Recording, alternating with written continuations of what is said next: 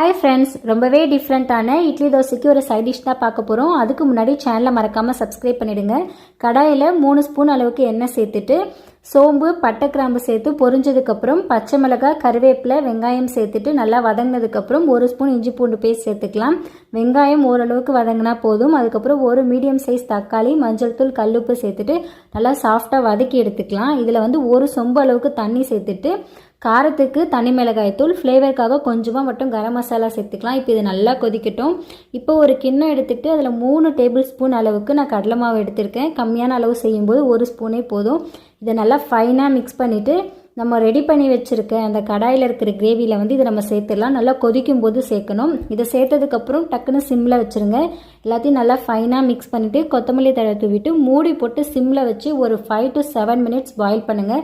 இந்த மாதிரி நுர கட்டி வரணும். நீங்களும் ட்ரை பண்ணி பாருங்கள், ரொம்ப டேஸ்ட்டாக இருக்கும். தேங்க்ஸ் ஃபார் வாட்சிங்.